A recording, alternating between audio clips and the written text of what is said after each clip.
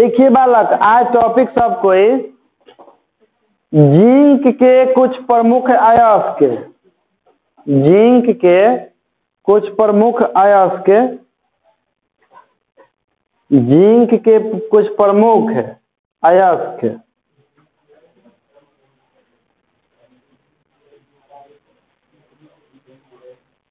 चलिए लिखिए, एक तरफ लिखिएगा अयस्क का नाम और दूसरा तरफ लिखिएगा सूत्र।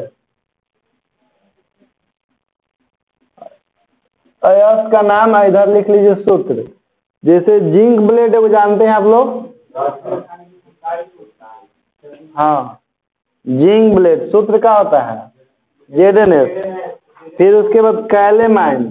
देखिए जिसमें कभी भी एग्जाम पूछता है ना तो वह ऐसा नाम पूछता है जो उसमें उसका नहीं हो। जैसे जिंक ब्लेड कभी नहीं पूछेगा कि जिंक ब्लेड किसका अयस्क है, कारण कि नाम से पता चल रहा है। तो वो ऐसा भी खोजता है जो में नामो निशान नहीं, जैसे कैलेमाइन पता नहीं चल रहा है केकर है ना, तो वो ऐसा पूछता है जिसको उनमें नाम निशान नहीं हो। अब जिंक ब्लेड पूछेगा कि कोई भी कहेगा कि जिंक ब्लेड यानी कि जिंक है ZnCO3। अब जिंकाइट कोई पूछेगा? भुलाइलो नहीं पूछेगा, कैसे कोई भी लेकिन आंख मुद कहेगा कि जिंकाइट Zn। सूत्रवा पूछता है भल कि जिंक ब्लेड का सूत्र क्या होता है, लेकिन ये नहीं पूछेगा कि केकर होता है। सूत्रवा तो पूछवे करेगा कि जिंक ब्लेड का सूत्र क्या होता है, लेकिन ई नहीं पूछ सकता है ना कि जिंक ब्लेड किसका अयस्क है। हाँ, विलेमाइट है। तो थोड़ा चूहा है का?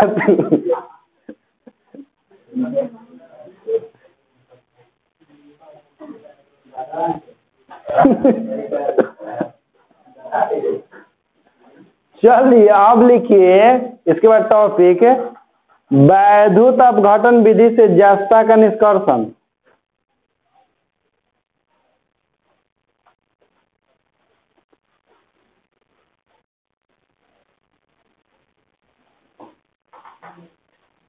वैद्युत अपघटन विधि से जस्ता का निष्कर्षण। एगो डायग्राम बना लीजिएगा और उसके बाद उसका व्याख्या लिखाते हैं। वैद्युत अपघटन विधि में जानबे करते हैं कि एक तरफ एनोड लेते हैं, एक तरफ कैथोड लेते हैं। हाँ, अब विद्युत धारा प्रवाहित करते हैं तो एनोड घुलता है कैथोड पर जा करके जमा होता है, उसके बाद निकाल के उसको खखोर लेते हैं।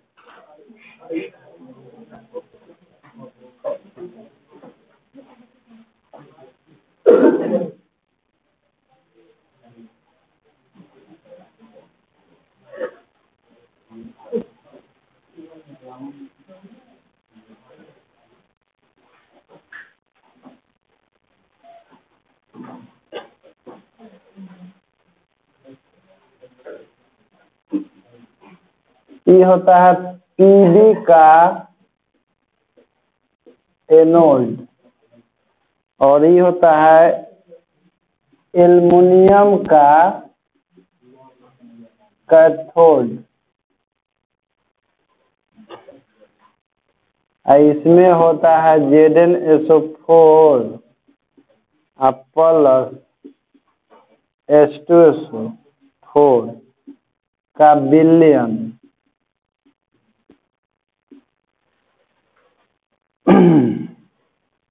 इसमें विलयन होता है, डॉट डॉट बताते हैं विलयन को।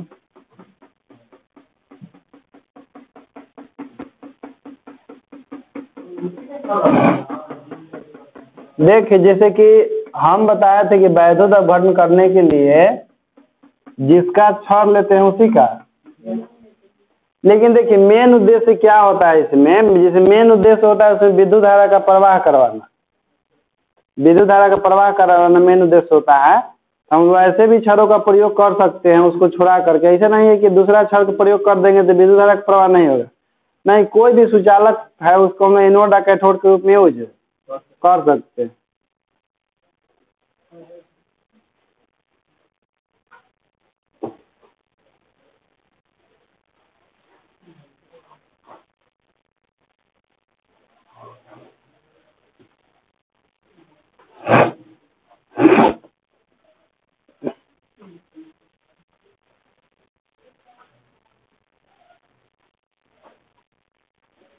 डायग्राम बन गया।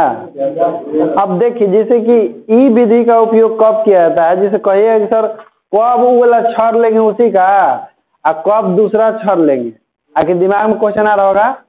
तो मान लीजिए कि आप जैसे कि छड़ के रूप में यदि अयस्क है, अयस्क छड़ के रूप में हो और उससे हमको धातु का निष्कर्षण करना है तो उसी का विलयन लीजिए और उसी का एनोड के रूप में प्रयोग कीजिए।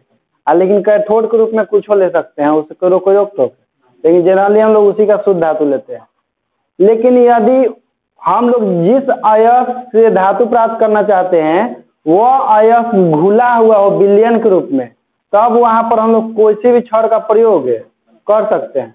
लेकिन हाँ, जब वो छड़ के रूप में रहे तो उसी को एनोड बनाना पड़ेगा, उसी का विलयन लेना पड़ेगा।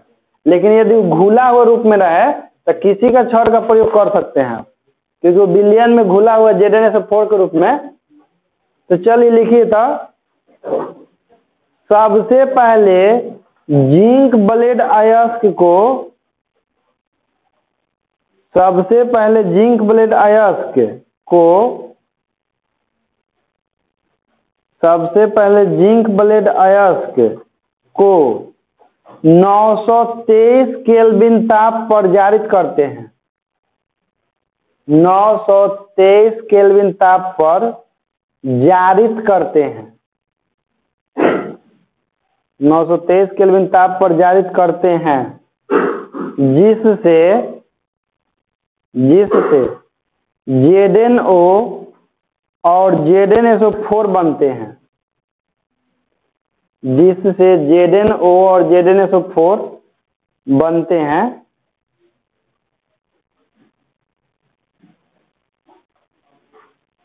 तब जारित अयस्क को, हाँ तब जारित अयस्क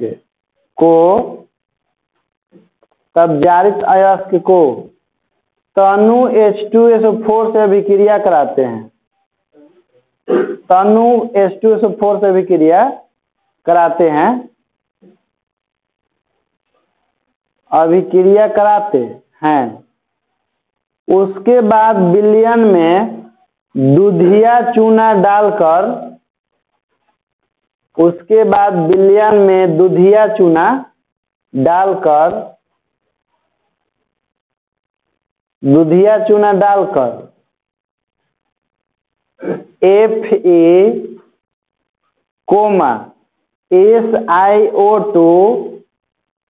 SiO2 यानी कि सिलिका, एल्यूमिनियम यानी कि एल्युमिनियम इत्यादि अशुद्धियों को अवक्षेपित करते हैं। इत्यादि अशुद्धियों को अवक्षेपित करते हैं, अशुद्धियों को अवक्षेपित करते हैं, अवक्षेपित करते हैं। देखिए जैसे कि हम लोग जिससे काम रहता है ना उसको छोड़ के बाकी सब के हम लोग अशुद्धि मान के चलते हैं, ठीक ना। जिससे काम रहेगा उसको छोड़ के बाकी का अशुद्धि मान के चलिए तो ज्यादा फायदा रहेगा। ऐसे भी जैसे कि जो धातु किसी भी अयस्क में जो जिसका मात्रा ज्यादा होता है ना हम लोग उसी का अयस्क समझते हैं। जैसे मान लीजिए कि हम लोग कोई के अयस्क मिला और उसमें लोहा तांबा सब कुछ है, लेकिन उसमें सबसे अधिक तांबा है, तो तांबा को हम लोग प्रमुख समझेंगे या बाकी सबको अशुद्धि समझ लेते हैं उसको, क्योंकि उतना थोड़ा सा हम लोग काहे निकाल ले जाएंगे लोहा, उतना से क्या काम होगा, तो उसको हम नेग्लेक्ट करके चलते हैं अशुद्धि के रूप में, किसको हटा देना है, क्या नहीं रखना है, मेन तांबा प्राप्त करना है, जिंक प्राप्त करना है। तो क्या बोले कि इत्यादि अशुद्धियों को अवक्षेपित करते हैं और उसके बाद विलयन को छान लेते हैं, और उसके बाद विलयन को छान लेते हैं।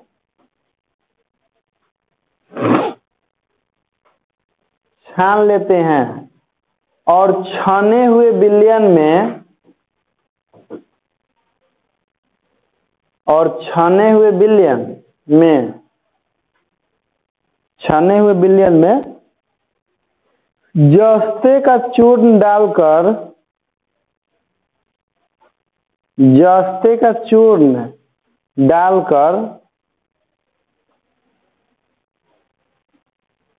डालकर CU और CD को अवक्षेपित करते हैं। CU यानी कॉपर और CD यानी कैडमियम को अवक्षेपित करते हैं,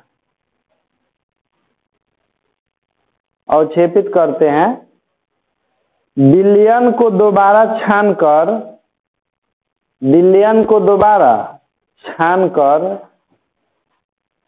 छाने हुए द्रव में, विलयन को दोबारा छानकर छाने हुए द्रव में H2SO4 डालकर उसे अम्लीय बनाते हैं।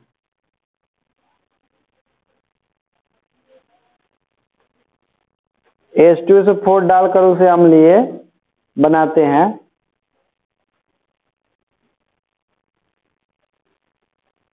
अम्लीय बनाते हैं। उसके बाद एल्युमिनियम के कैथोड, उसके बाद एल्युमिनियम के कैथोड, एल्युमिनियम के कैथोड तथा लेड के एनोड डालकर, लेड के एनोड डालकर वैद्युत अपघटन की क्रिया कराते हैं।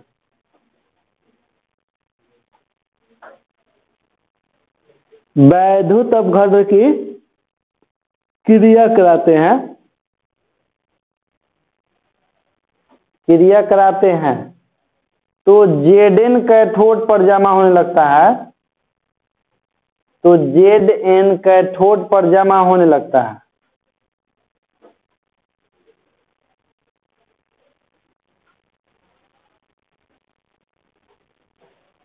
कैथोड पर जमा होने लगता है, जिसे समय समय पर बाहर निकालकर,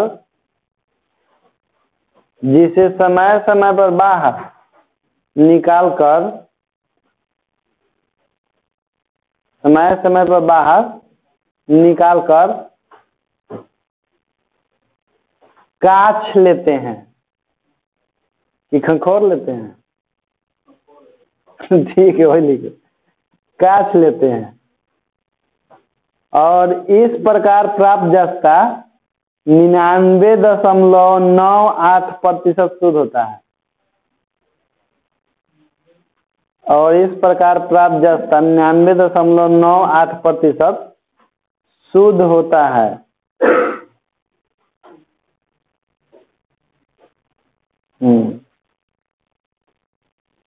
हो गया ना? पूरा जैसे मान चलते हैं कुछ अशुद्धि रह जाता है, 100% किसी को शुद्ध मानना ज्यादा उचित नहीं है। ये तो समझ गए हैं जस्ता के निष्कर्षण। ये तो कभी लगता है कि नहीं पूछा अभी तक एग्जाम में, नहीं आया ना? मारेगा पढ़ेगा तो एक बार समझ में आ जाएगा, इसलिए हम इसको नहीं समझाएंगे, क्योंकि खुद से पढ़ के समझा जा सकता है। जो नहीं समझने लायक रहता है उसको हम समझाते हैं बढ़िया से। चलिए अब लिखिए नोट एक ठो, नोट है, लिखिए साइनाइड विधि से, साइनाइड विधि से सिल्वर और गोल्ड का निष्कर्षण किया जाता है। साइनाइड विधि से सिल्वर और गोल्ड का निष्कर्षण किया जाता है। हाँ गोल्ड, बड़ा मुस्कुरा रहा है, गोल्ड के निष्कर्षण, जेकर नाम गोल्डा है। साइनाइड विधि से सिल्वर और गोल्ड का निष्कर्षण किया जाता है।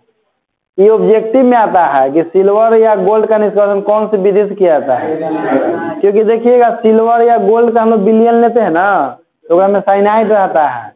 जहाँ वैद्युत अपघटन में पढ़ा थे ना, तो वहाँ पर सूत्र लिखा है तो उसमें साइनाइड था दोनों में। हाँ था ना? हाँ चलिए अब लिखिए जस्तीकरण या यस्दीकरण। जस्तीकरण या यस्दीकरण ये पिछला साल आया था। जस्तीकरण या यस्दीकरण,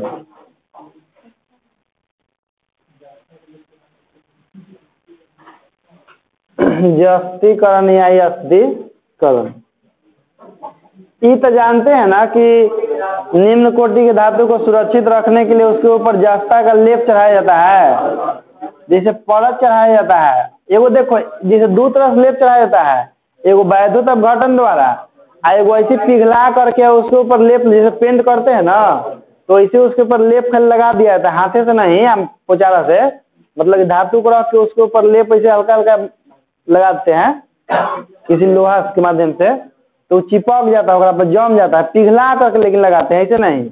पहले जस्ता को पिघला देते हैं, पिघला करके उसके ऊपर परत के रूप में बढ़ाते हैं। इससे होता क्या है कि नीचे वाला धातु सुरक्षित रहता है, संक्षारण भी होगा, तब जस्ता का होगा, अंदर ला बचा रह जाएगा। तो वही लेप चढ़ाने की प्रक्रिया क्या कहलाता है। लिखिए, निम्न कोटि के धातुओं को संक्षारण से बचाने के लिए, निम्न कोटि के धातुओं को संक्षारण से बचाने के लिए, निम्न कोटि के धातुओं को संक्षारण से बचाने के लिए जब उस पर जस्ता का परत चढ़ाते हैं, जब उस पर जस्ता का परत चढ़ाते हैं, जब उस पर जस्ता का परत चढ़ाते हैं तो उसे जस्तीकरण कहते हैं।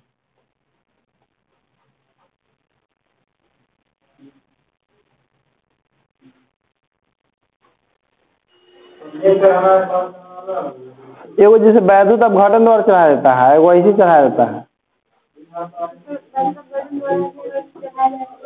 नहीं, जस्ता द्वारा चढ़ाया नहीं, वैद्युत अपघटन, वैद्युत लेपन कहलाएगा वो। वैद्युत अपघटन द्वारा चढ़ाएगा ना तो वैद्युत लेपन में आएगा जस्ता का परत। आज जैसे जस्तीकरण ऐसी होता है कि जस्ता को पिघला करके धातु रख के उसके ऊपर लेप ऐसे चढ़ा दिए, तो कुछ समय के बाद ठंडा वो उसकी सतह पर जम जाता है। अब लिखिए, लोहा के प्रमुख अयस्कों के नाम एवं सूत्र। लोहा के प्रमुख अयस्कों के नाम एवं सूत्र।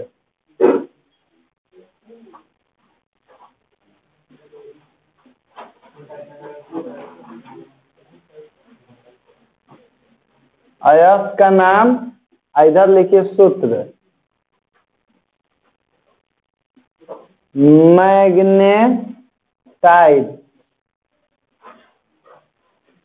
Magnetite Fe3O4। जानते हो इसको मैग्नेटाइट क्यों कहते हैं? क्योंकि मैग्नेट का भी फॉर्मूला यही होता है और मैग्नेटाइट का भी फॉर्मूला। तो मैग्नेटाइट और दोनों की संरचना एक समान होता है, लेकिन मैग्नेट में विशेष प्रकार के गुण होता है आकर्षित करने वाला। मैग्नेटाइट में आकर्षित करने वाला गुण, खाली दोनों का सूत्र एक ही होता है लेकिन गुण एक ही समान। हाँ, गुण अलग अलग होता है, तो सूत्र अलग सेम होने का नाम रखा गया इसका भी मैग्नेटाइट। तो लिख लीजिए अगला, लाल हेमाटाइट। लाल भूअर कलर का नजर आता है, ललछाऊ जिसको कहते हैं।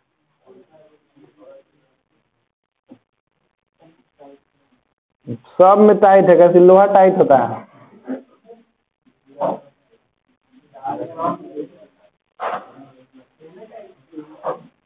हम कुछ लिख दिए हैं।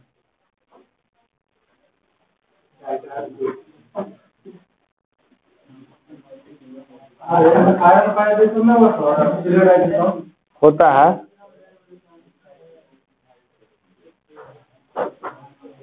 इसका सूत्र होता है 2Fe2O3 और 3H2। फिर लिखिएगा इसके बाद सीडेराइट। इसमें सबसे अधिक लोहा का प्रमुख अयस्क आपका वो होता है हेमाटाइट होता है।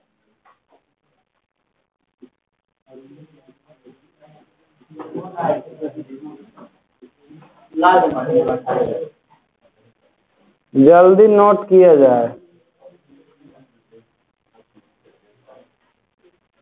लॉपाइराइट। लोहा का निष्कर्षण, most VBI for the examination. लोहा का निष्कर्षण किन्ने है बता, जो कहता है कि इम्पोर्टेंट बता दीजिए हमरा, भाग गया। हाँ, लोहा का निष्कर्षण लिखिए, दे देकर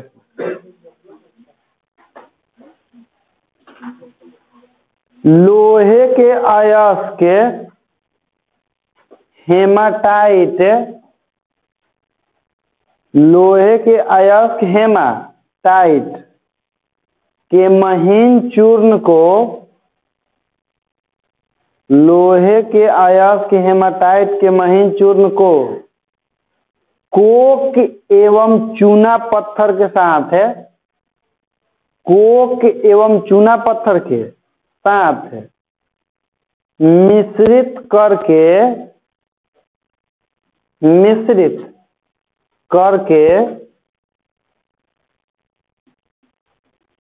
वात्य भट्ठी में डालते हैं, वात्य भट्ठी में डालते हैं,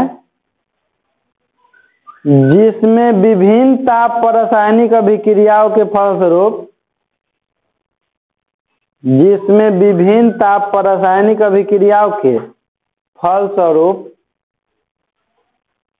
विभिन्न ताप पर रासायनिक अभिक्रियाओं के फल स्वरूप लोहा का निष्कर्षण होता है, विभिन्न ताप पर रासायनिक अभिक्रियाओं के फलस्वरूप लोहा का निष्कर्षण होता है, लोहा का निष्कर्षण होता है, लोहा का निष्कर्षण होता है। इसके बाद चित्र बनाना है।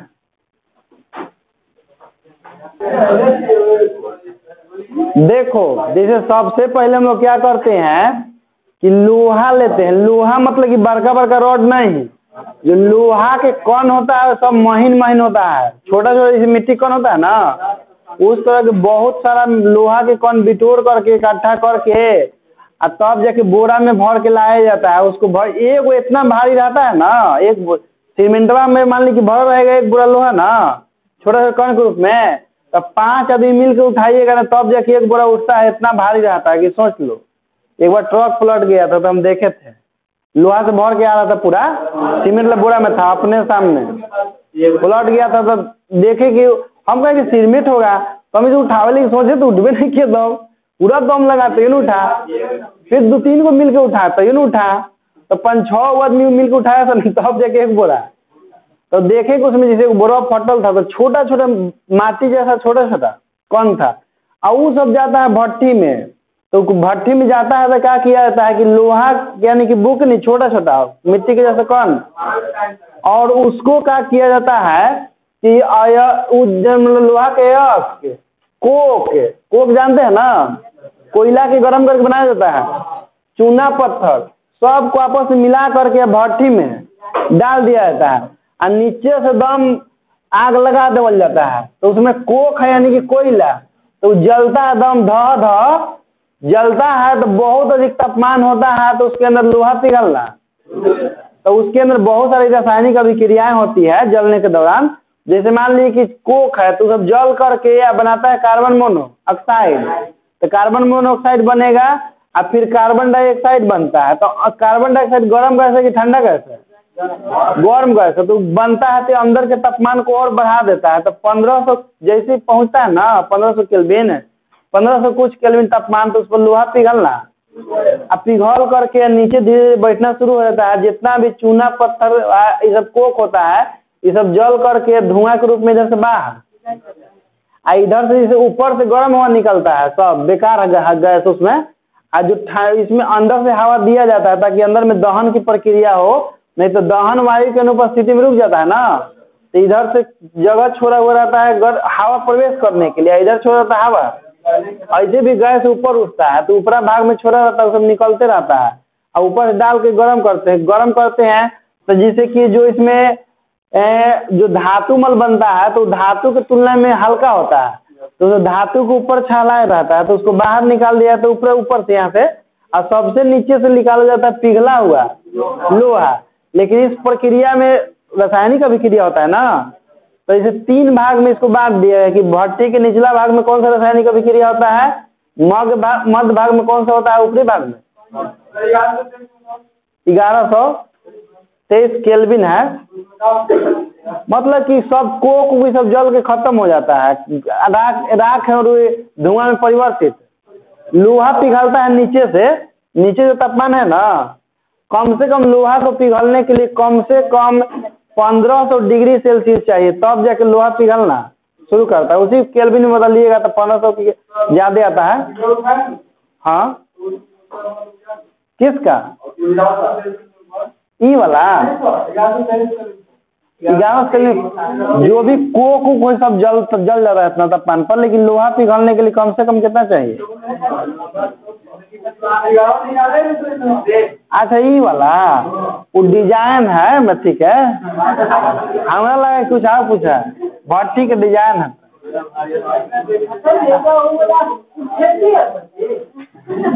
लिखो, नीचे लिखिए, वात भट्टी के विभिन्न भागों में होने वाली अभिक्रियाएं।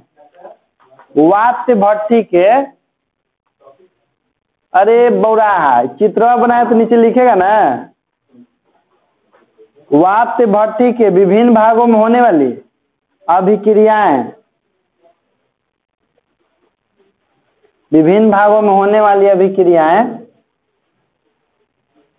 पहला नंबर दीजिए, 1 नंबर 3 भाग में होता है। देखिए, भट्टी के निचले भाग में, भट्टी के निचले भाग में, भट्टी के निचले भाग में, चलिए एक में ए नंबर दीजिएगा, डैश देकर ए नंबर लिखिए। कोक के जलने से CO2 गैस बनती है। कोक के जलने से CO2 गैस बनती है, CO2 गैस बनती है, C+O2, एरो के साइन CO2। कोक के जलने से CO2 गैस बनती है। ये कहाँ पर ही लिखा रहे हैं? निचला भाग, ऐसे नीचे ही से न दम लहकावल जाता है धर करके, तो जलता है कोक तो बनता है CO2, तो एक उष्मा बढ़ेगा घटेगा?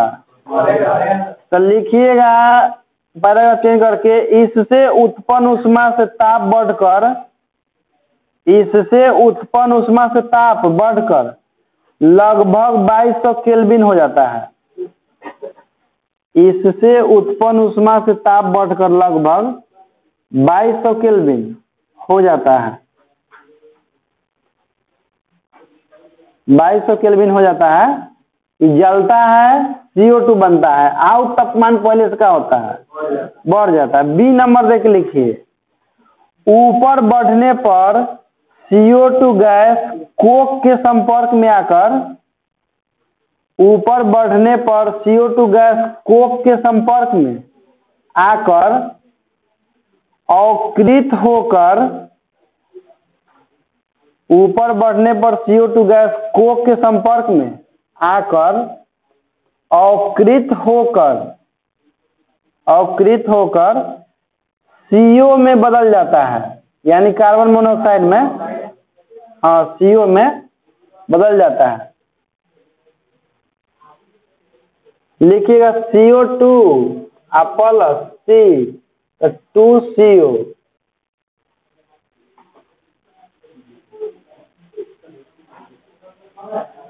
जैसे देखिए नीचे से आग लहकावल जाता है ना, तो यहाँ जो भी कोक होता है वो सब जल जाता है, लेकिन ऐसा थोड़ी है कि ऊपर वाला सब कोक जल गया।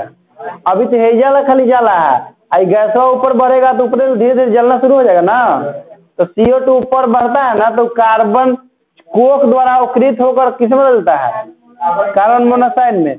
तो जैसे से ऊपर जाएंगे तापमान धीरे धीरे घटते जाएगा। तो इसके बाद लिखिएगा इसमें कि अतः भट्टी का ताप घटकर 1570 केल्विन हो जाता है, थोड़ा सा ऊपर बढ़ने पर। अतः भट्टी का ताप घटकर 1570 केल्विन हो जाता है, 1570 केल्विन हो जाता है। सी नंबर लिखिए, सी नंबर लिखिए 1570 केल्विन ताप पर भट्टी के ऊपर भाग में, ऊपर मतलब सबसे ऊपर नहीं, जहाँ तापमान 1570 है, 1570 केल्विन ताप पर भट्टी के ऊपर भाग में निर्मित लोहा पिघल जाता है और शेष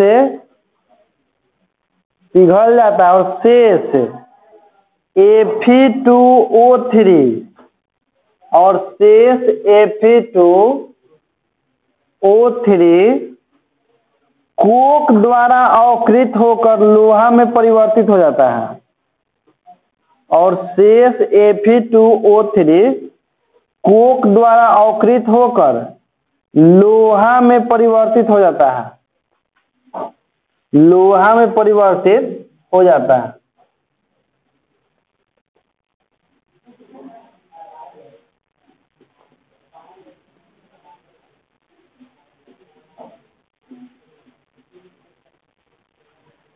एक रिएक्शन लिख लीजिए। जब तापमान 1570 केल्विन होता है तो लोहा पिघलना शुरू हो जाता है।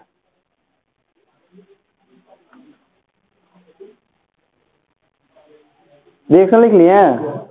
अब लिखिए दूसरा नंबर, भट्टी के मध्य भाग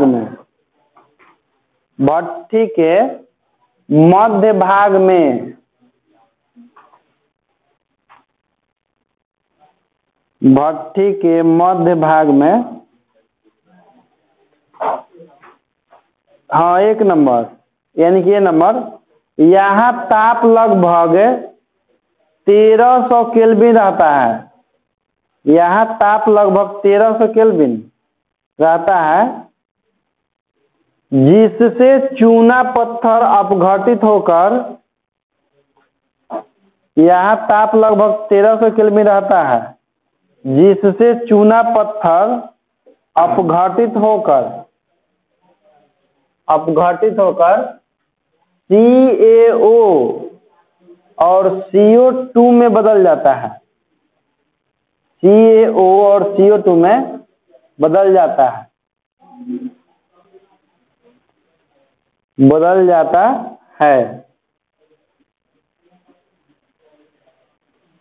यानी कि चूना पत्थर CaCO3 अपघटित हो जाता है calcium oxide plus carbon dioxide के रूप में। रिएक्शन लिख लीजिए।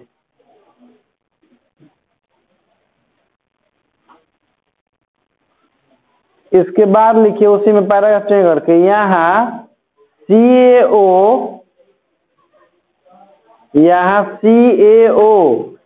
अपद्रव्य के रूप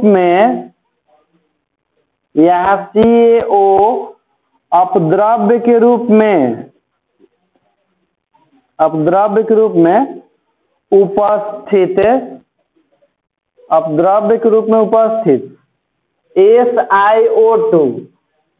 SiO2 के साथ संयोग करके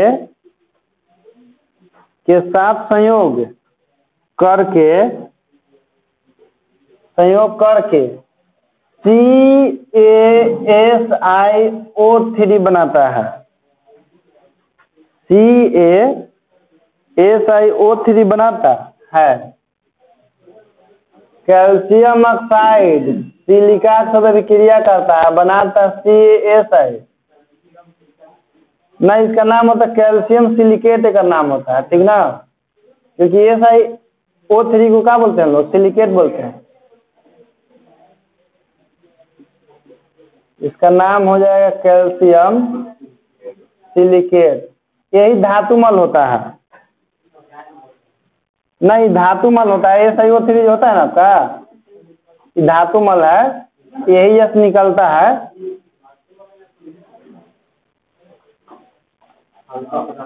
हल्का पदार्थ होता है।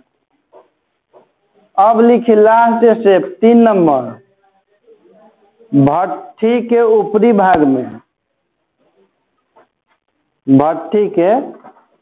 भाग में लिखिए, यहाँ 800 केल्विन ताप पर लोहा की ऑक्साइड, यहाँ 800 केल्विन ताप पर लोहा के ऑक्साइड कार्बन मोनोऑक्साइड द्वारा अवकृत होकर, यह 800 केल्विन ताप पर लोहा के ऑक्साइड कार्बन मोनोऑक्साइड द्वारा अवकृत होकर लोहा में परिवर्तित हो जाता है। लोहा में परिवर्तित हो जाता है। लोहा में परिवर्तित हो जाता है। एक और रिएक्शन लिखिएगा, ये फाइनल रिएक्शन है का।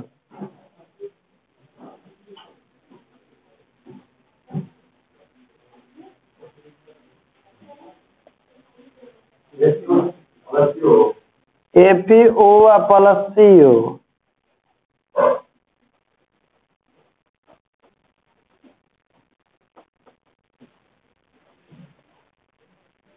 To Fe3O4 plus CO2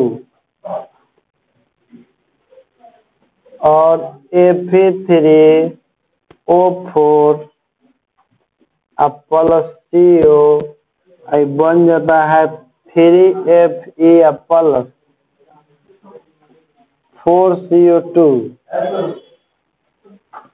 Fe2O3 plus CO, ये बनता है 2FeO प्लस CO2। यानी कि इतना रिएक्शन होता है भट्टी के ऊपर का भाग में। हाँ, सबसे ऊपर भाग में लोहा के है। हाँ, यहाँ से लेकर के यहाँ तक उतारना है। ए से तू कर रहा है, इसे तो घेर दिए हैं।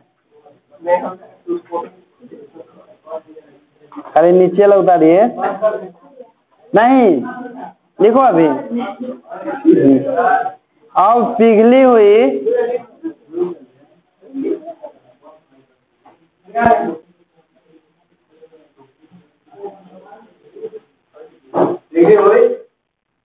पिघली हुई लोहा को समय समय पर भट्टी के निचले भाग में, अब पिघली हुई लोहा को समय समय पर भट्टी के निचले भाग में, भट्टी के निचले भाग में बने छेद से होकर बाहर निकाल दिया जाता है। अब पिघली हुई लोहा को समय समय पर भट्टी के निचले भाग में बने छेद से होकर बाहर निकाल लिया जाता है। बाहर निकाल लिया जाता है, जिसे ढालवा लोहा कहते हैं। जिसे ढालवा लोहा कहते हैं। जिसे ढालवा लोहा कहते हैं। हाँ, एक बार पूरा सुन लो, ठीक ना। जैसे सबसे पहले क्या करते हैं कि लोहा के अयस्क कोक, हाँ हो गया, और चूना पत्थर को मिला करके या क्या करते हैं कि भट्टी में डाल देते हैं, नीचे से आग लहका देते हैं। तो आग लहकाते हैं तो पहले उसमें जो कोक होता है जल करके CO2 बनाता है, जिससे इसका तापमान बढ़ जाता है। तापमान बढ़ के 2200 केल्विन हो जाता है। फिर जैसे CO2 ऊपर बढ़ता है तो कोक द्वारा अवकृत होकर के कार्बन मोनोऑक्साइड में हो जाता है। उसके बाद यहाँ पर लोहा पिघलना शुरू हो जाता है। यहाँ पर जो लोहा होता है Fe2O3 कोक द्वारा जल करके Fe में कन्वर्ट है। कुछ लोहा, सब नहीं, क्योंकि बहुत सारा लोहा होता है। उसके बाद जैसे ऊपर बढ़ता है ये सब CO गैस, तो ऊपर बैठने तापमान कम होता है 1570 केल्विन। तो वहाँ पर जो चूना पत्थर होता है वो जल के कैल्शियम ऑक्साइड CO2 बनाता है। और वहाँ पर जो अयस्क में सिलिका होता है, बालू के कण, उसके साथ अभिक्रिया करके धातुमल में परिवर्तित है। जो नीचे वाला छेदवा के ऊपर रहता है वो छेद उससे बाहर। उसके भट्टी के ऊपरी भाग में बहुत सारा भी लोहा है, क्योंकि आग लगा रहे नीचे से ना, तो ऊपर तापमान पहुंचे में समय लगेगा ना, लंबा प्रोसेस में होता है। उसके बाद ऊपरी भाग में जो लोहा होता है विभिन्न रूपों में बचा हुआ, वो सब जल करके फाइनली देखिए लोहा के रूप में परिवर्तित हो गया। फिर यहाँ भी लोहा के रूप में परिवर्तित हो गया। और यहाँ पर कुछ लोहा जो है ऑक्साइड के रूप में रह जाता है, मतलब उसमें ऑक्सीजन रह जाता है, लेकिन लोहा के रूप में पिघल करके इसी छेद से हम लोग बाहर लोहा पिघल करके बाहर निकलते रहता है। अब देखिए लोहा निकलता है ना, तो उसको अब जिस सांचे में ढाल दीजिएगा ना, वो उसी का शेप ले लेता है। चादर के रूप में ढाल दीजिएगा तो चादर शेप का हो जाएगा। रॉड के रूप में ढालिएगा तो मतलब जैसन सांचा में ओकरा भर दीजिए, पिघल के जा रहा है और जैसन सांचा में वो ढलेगा वैसने आकार है, क्योंकि कुछ समय के बाद जम न जाएगा वो। जैसे ही वायुमंडल संपर्क में आएगा धीरे धीरे जमना शुरू कर देता है, तो जिस शेप में डालिएगा ना उसी शेप का हो जाता है, ठीक ना। तो लोहा एक्चुअल में ऐसे निष्कर्षित होता है। अब जो भी इसमें याद करे वाला खाली रिएक्शन याद करना है, क्योंकि पहला स्टेप में तो कुछ है नहीं, फिगर बन गया तो हमें ये काम हो गया। ठीक है, आज के लिए इतना ही।